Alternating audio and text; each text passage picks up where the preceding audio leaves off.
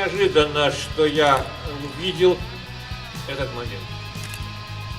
Дело в том, что это логично. Эта больница была первой, которую, собственно говоря, открыл по новой Кирилл Ильич. Это было в 1968 году. Поэтому то, что открывают памятники здесь, это нормально. Он вернулся в свой дом.